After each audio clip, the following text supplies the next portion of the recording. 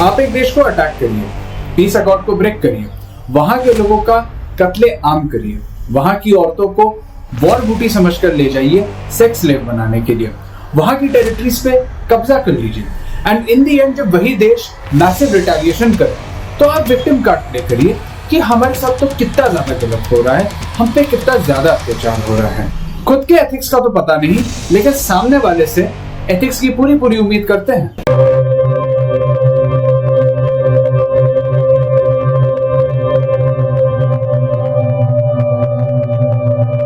Hello viewers, मैं हूं अपूर्व और बहुत लंबे टाइम बाद आप लोगों से मेरा मिलना हो रहा है, almost after a gap of 1 year.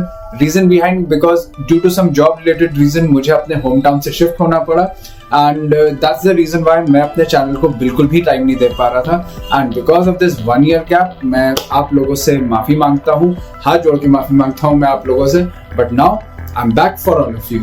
सो जैसा कि आप सब जानते हैं कि हमास टेररिस्ट ऑर्गेनाइजेशन जिसने इजराइल पर एक नहीं कई सारे टेरर अटैक्स किए, जिसमें सबसे नोटेबल था म्यूनिक ओलंपिक्स मैसेकर, जहां हमास टेररिस्ट ऑर्गेनाइजेशन ने इजराइल के 11 एथलीट्स को मार डाला था और इजराइल की स्पाई एजेंसी मोसाड ने इन रिटेलिएशन पैलेस्टीनियन लिबरेशन ऑर्गेनाइजेशन के 11 टॉप लोगों की हिट लिस्ट बनाई और सबको ढूंढ के मारा था। और उसके बाद हमास ने सीधे 2023 में ये एक बहुत ही मेजर अटैक किया इजराइल पे, खासकर ऐसे दिन जिस दिन इजराइल में एक बहुत ही मेजर फेस्टिवल होता है, ऐसा फेस्टिवल जब सबके सब छुट्टी पर होते हैं, सब अपने परिवार के साथ एंजॉय कर रहे होते हैं, उस टाइम पे केयरफुली टाइम करके हमास ने टेरर अटैक किया। और डबल स्टैंडर्ड वाली बात तो ये है कि पैलेस्टीनियन मॉडल जो कि कंप्लीटली विक्टिम कार्ड मॉडल पे बेस्ड है, अगर इन्होंने थोड़ी सी भी पढ़ाई करी होती तो Newton's third law of motion के बारे में जान पाते that every action has an equal and opposite reaction। Palestinian model exactly वही मॉडल है जिसे कश्मीर के हुर्रियत लीडर्स ने दशकों तक इस्तेमाल किया भारत को दुनिया के सामने बदनाम करने के लिए। लेकिन ये हमास मिलिटेंट्स कौन है, गाजा स्ट्रिप क्या है, वेस्ट बैंक क्या है, पैलेस्टीनियंस कौन है और इतने साल से चलते आ रहे इनके कॉन्फ्लिक्ट का पर्पस क्या है, इन सभी सवालों के जवाब जानने के लिए हमें कई हजार साल पीछे रिवाइंड होना पड़ेगा और इस रीजन की हिस्ट्री को समझना पड़ेगा। वीडियो बहुत ज्यादा लंबा ना हो इसलिए इसे 2 पार्ट्स में रिलीज किया जाएगा, जिसमें हम पार्ट 1 में इजराइल की हिस्ट्री से लेकर वहां के इंडिपेंडेंस तक के बारे में आप सबसे डिस्कस करेंगे। वीडियो शुरू करने से पहले आप सभी व्यूअर्स से मैं रिक्वेस्ट करना चाहूंगा कि अगर आपको मेरे वीडियोस पसंद आया करे तो प्लीज मेरे वीडियोस को लाइक किया करिएगा, मेरे चैनल को सब्सक्राइब किया करिएगा, क्योंकि ये आप लोगों के लिए कम्प्लीटली फ्री होता है, किसी तरह का चार्ज नहीं होता है, लेकिन इससे मुझे बहुत ज्यादा एनकरेजमेंट मिलता है ताकि मैं आप लोगों के लिए न्यू कंटेंट्स बनाता रहूं और आप लोगों के सामने हमेशा इसी तरीके से खुद को प्रेजेंट कर सकूं। जुडाइज्म की अगर बात की जाए तो इसकी हिस्ट्री भी ancient, that is before the birth of Christ. 1700 BC का टाइम था जब जुडाइज्म के 3 मेन पेट्रियार्क्स अब्राहम, आइसैक और जेकब ने अपने एक विजन के चलते 1700 BC के टाइम पे कनान नाम की जगह पर खुद को सेटल किया था और इस एरिया में आज का गाजा, वेस्ट बैंक और पूरा इजराइल आया करता था। सिर्फ इतना ही नहीं, सीरिया, जॉर्डन और लेबनान जैसे देशों के भी कुछ पार्ट्स इस जगह का हिस्सा हुआ करते थे और उन्होंने तब 1700 BC के टाइम पे उन्होंने इस जगह को नाम दिया था द लैंड ऑफ इजराइल। इन पेट्रियार्क्स के बाद अराउंड 1000 BC में किंग सॉल ने फर्स्ट जूइश मोनार्की को एस्टैब्लिश किया, जिनके बाद उनके बेटे किंग डेविड ने इस मोनार्की को कंटिन्यू किया। किंग डेविड के बाद किंग सॉलोमन, जो कि अपनी विजडम के लिए जाने जाते थे, उन्होंने इस मोनार्की को कंटिन्यू किया। ये वही किंग सॉलोमन है जिन्होंने ज्यूस के लिए पहला मंदिर बनाया था, जिसे फर्स्ट टेंपल कहा जाता था। किंग सॉलोमन की डेथ के बाद अराउंड 931 BC में द लैंड ऑफ इजराइल को 2 पार्ट्स में डिवाइड किया गया। जो अपर पार्ट था, अपर पार्ट बना किंगडम ऑफ इजराइल और जो लोअर पार्ट था वो बना किंगडम ऑफ जूडा और दोनों टेरिटरीज में ज्यूस की पॉपुलेशन मेजॉरिटी में हुआ करती थी। लेटर ऑन काफी सारे फॉरेन एम्पायर्स ने यहाँ पर कॉन्क्वेस्ट की, काफी तबाही मची, जिसकी वजह से यहाँ की ज्यूइश पॉपुलेशन धीरे धीरे घटने लगी और सारे ज्यूज यहाँ से माइग्रेट करके जाने लगे। और पहला मेजर फॉरेन कॉन्क्वेस्ट इजराइल में था रोमन एम्पायर का 63 BC में, और रोमन एम्पायर ने यहाँ के लोअर पार्ट जूडा को कॉन्कर करके वहां का नाम रख दिया पैलेस्टीन, ताकि माइग्रेटिंग ज्यूज जो वहां से जा रहे थे वहां से उनके कनेक्शन को तोड़ा जा सके। लेकिन इजराइल पर रोमन इन्वेजन का वर्स्ट फेज तो तब आया जब रोमन्स ने अपनी अथॉरिटी के चलते ज्यूस के सेकंड टेंपल को डिस्ट्रॉय कर दिया। सेकंड टेंपल जो कि ज्यूस के होलिएस्ट साइट्स में से आता था, जिसको किंग हेरोद ने बनवाया था, उसको डिस्ट्रॉय कर दिया। और बाद में क्रिश्चियनिटी यहाँ का मेजर रिलीजन बना। फिर उसके बाद यहाँ हुआ Arab invasion under the Umayyad caliphate. Umayyad caliphate नाम तो सुना हुआ लग रहा है कि नहीं आप लोगों को? वेल, आप व्यूअर्स में से जिन्होंने मेरे प्रीवियस वीडियोस को मिस कर दिया हो, मैं आप सबको बताना चाहूंगा कि ये वही उमैयद कैलिफेट है जिन्होंने 712 AD में अंडर मोहम्मद बिन कासिम भारत पे पहला सक्सेसफुल फॉरेन इन्वेजन किया था।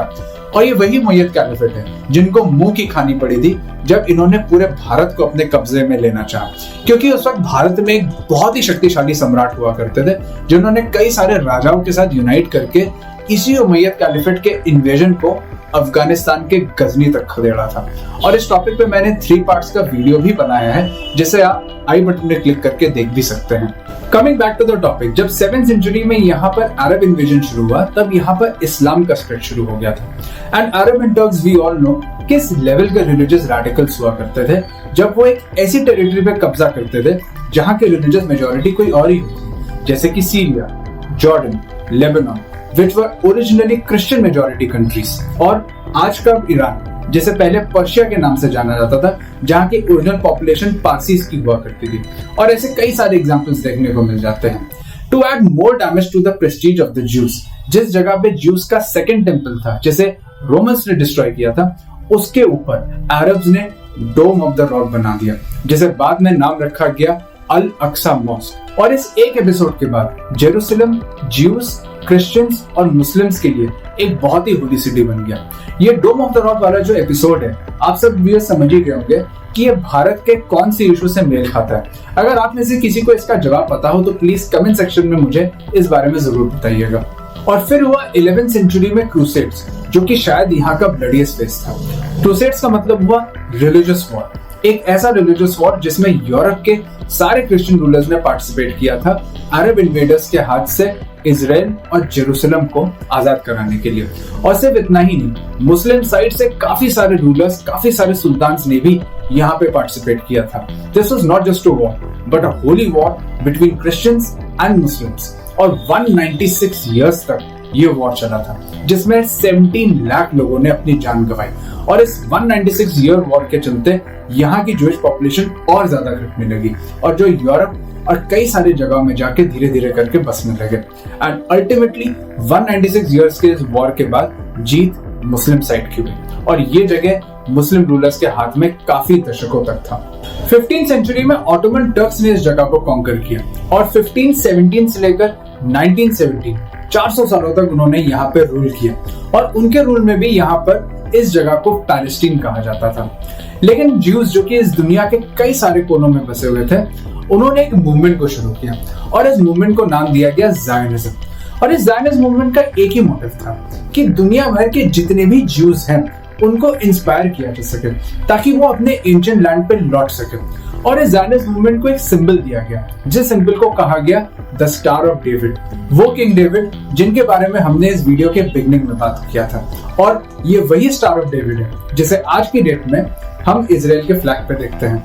1918 में आया वर्ल्ड वॉर 1, जब ब्रिटिश इंडियन आर्मी ने इजराइल पे अटैक कर उसको कॉन्कर कर लिया, जिसके बाद ऑटोमन एम्पायर कोलैप्स कर गया। और ऑटोमन एम्पायर के कोलैप्स के बाद उसके जितने भी टेरिटरीज थे वो हाफ फ्रेंच और ब्रिटिश के बीच में डिवाइड हो गए थे।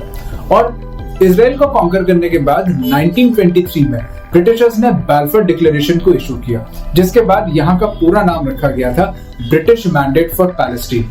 और इस डिक्लेरेशन के तहत ब्रिटिशर्स ने वहां के ज्यूज से ये वादा भी किया था कि वो उनकी मदद करेंगे एक इंडिपेंडेंट ज्यूइश स्टेट बनाने में। लेकिन उस टाइम पर इजराइल में अरब और ज्यूज की पॉपुलेशन ऑलमोस्ट 50-50 हुआ करती थी, और दोनों कम्युनिटीज में फ्रीक्वेंट क्लैशेस भी हुआ करते थे, खाली इस मुद्दे पर कि आखिर यहाँ के ओरिजिनल सेटलर्स कौन है।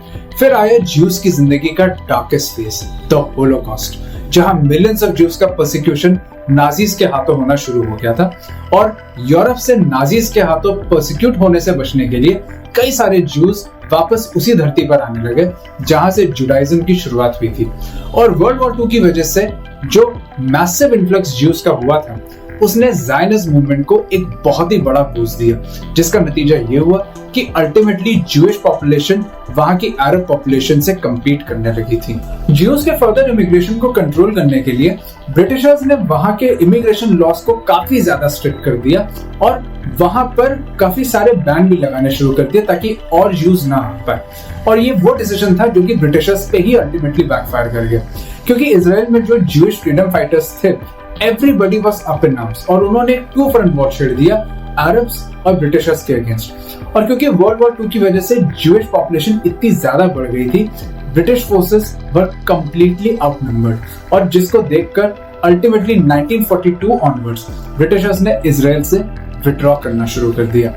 काश भारत के लोग साउथ अफ्रीका से आए एक एनआरआई के पीछे भागने के बजाय अगर इसी तरीके का कोई स्टेप ले लेते तो शायद हमें आजादी अर्ली 1900s में ही मिल जाती। सेकेंड वर्ल्ड वॉर के बाद 1947 में यूएनओ ने इजराइल को 2 पार्ट्स में डिवाइड करने का प्रपोजल दिया, जिसमें एक सेपरेट ज्यूइश स्टेट और एक सेपरेट अरब स्टेट बनने का प्रपोजल था और जेरूसलम को एक स्पेशल स्टेटस, एक इंटरनेशनल स्टेटस देने की बात करी गई थी फॉर ऑब्वियस रीजंस, क्योंकि जेरूसलम दोनों कम्युनिटीज के लिए एक हाई प्लेस ऑफ पिलग्रिमेज भी है और एक हाई बोन ऑफ कंटेंशन भी है। लेकिन यूएनओ का ये प्लान अरब्स ने रिजेक्ट कर दिया, क्योंकि ज्यूइश पॉपुलेशन जो इतने इन्फ्लक्स के बावजूद भी अरब पॉपुलेशन से कुछ कम थी, उनको 56.5% लैंड दिया गया था। और इसी वजह से ज्यूज और अरब्स के बीच में फिर से एक जंग छिड़ गई, जहां अरब्स ने वॉलंटियर आर्मीज बनाकर ज्यूज पे अटैक करना शुरू कर दिया। और 1948 तक जब ब्रिटिश फोर्सेस ने फुल एंड फाइनल विड्रॉल कर लिया तो ज्यूज ने इजराइल को एक इंडिपेंडेंट स्टेट डिक्लेयर कर दिया। लेकिन 1948 वो टाइम है जहां से इंडिपेंडेंट इजराइल का एक बहुत ही टफ टाइम शुरू होता है, जिसे हम अगले वीडियो में डिस्कस करेंगे। सो व्यूअर्स, ये था पार्ट 1 जहां हमने इजराइल की हिस्ट्री से लेकर उसके इंडिपेंडेंस तक के बारे में आप सबसे डिस्कस किया। पार्ट 2 में हम इजराइल के इंडिपेंडेंस से लेकर 2023 के हमास अटैक तक के बारे में आप सबसे डिस्कस करेंगे। अगर आप सबको पार्ट 1 पसंद आया हो, अगर आपको इस वीडियो से कुछ अच्छा सीखने को मिला हो, देन प्लीज वीडियो को ज्यादा से ज्यादा शेयर करिए, चैनल को सब्सक्राइब करिए, बेल आइकन दबाइए और कोई भी नोटिफिकेशन को प्लीज मत मिस करिएगा। Stay tuned for my next video and जय हिंद आप सभी को।